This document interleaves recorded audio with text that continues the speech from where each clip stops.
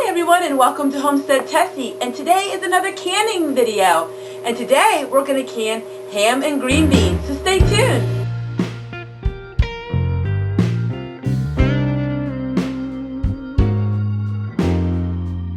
So many people ask me, well Tessie, I don't have a garden so I can't really can, and that is so not true. Anybody can can, and I'm going to share with you how you can can using store-bought ingredients. Today we're going to use frozen green beans. Yeah, you can buy frozen green beans and you can can that. And it's actually very delicious, and you can't tell any difference between the frozen green beans and fresh green beans. So we're going to get started, and I'm going to share with you how I can my green beans. Just went to Walmart and picked up a couple bags of these green beans. And though I do not need green beans, I grew a lot. I did this just for practical video to show you that you can go to the grocery store and buy frozen vegetables and you can can them. Now green beans can really well as a frozen vegetable. Some vegetables may not be as good, but I found that green beans is very good and corn is very good. So I went to the local discount grocery store and I was able to pick up these 2 ham steaks for $1. They had a big sale on them. So I bought a couple packs of these ham slices, and all we're doing is we're going to cut them up in cubes. And relatively, I think this was less than $3 a bag, and the hams were $1, so you can do it really, really reasonable. And I just want to encourage you, just because you don't grow something at home doesn't mean that you can't can. You can can using just things you buy at Walmart or things that you see on sale. A lot of times in the wintertime they'll have different case sales where you can buy a case of frozen green beans or vegetables, and you can buy them by the case really cheap, and then you can them.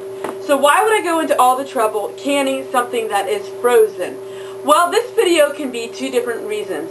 One can be that you do not have freezer space. So you can buy frozen vegetables and then can them so you can put them on your shelf. And the second part of this video would be to share with you if you ever would run out of electricity or something would happen that your freezer would no longer work, you can take your frozen vegetables and then you can can them. That way they don't get to waste. So many times people tell me that they had a storm and all of their frozen food got ruined. $200, $300 worth of food got ruined in a couple days simply because they did not have a canner. Now I can on propane, which does not require electricity to run. So if you are only going by electric, then this really won't help you out. But you should always have 2 forms of heat, 2 forms of cooking your food. You should never rely on one. And like Starry Hilder always says, 2 is 1 and 1 is none. So always make sure you have a backup on anything that you do in life. That way if something happens to your first backup, you have the second one. So I'm going to go ahead and I'm going to cut all of this ham up in cubes, and then I'm going to share with you how we put them in the jars and how I can it. The ham is all cut up and it's in nice diced blocks like this. I didn't cut it too fine because I really like the flavor of the ham to go through my green beans. And with pressure canning it will shrink a little bit. It's so simple. All we do is we're going to get some of our frozen green beans that are thawed, and we're going to put like a handful in the jar. We're going to take a handful of the ham and put it on top. And then we're going to take a little bit of some dried onions. Now if you have fresh would be the best, but I didn't have fresh. So we're just going to sprinkle like that. And we're going to layer another set of green beans on top.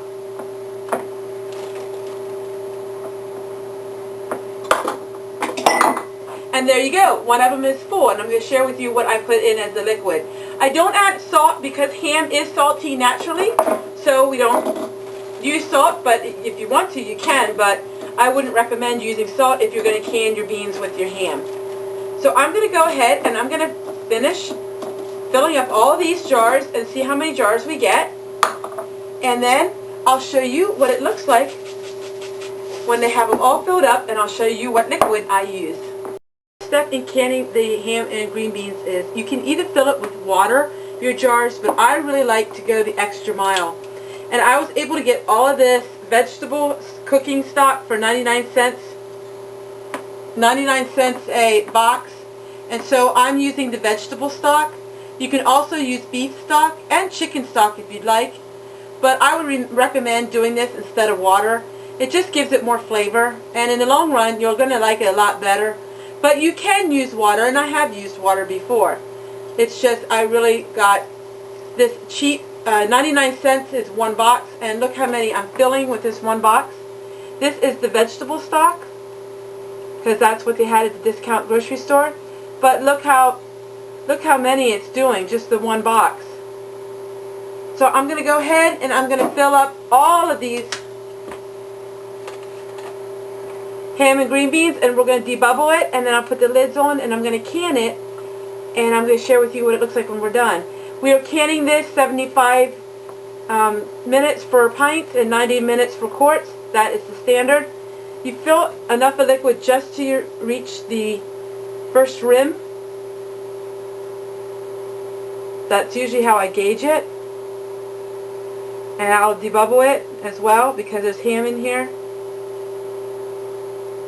Alright, I'm going to finish filling these up, and we're going to can it, and I'll show you what it looks like when we're totally done with the canner.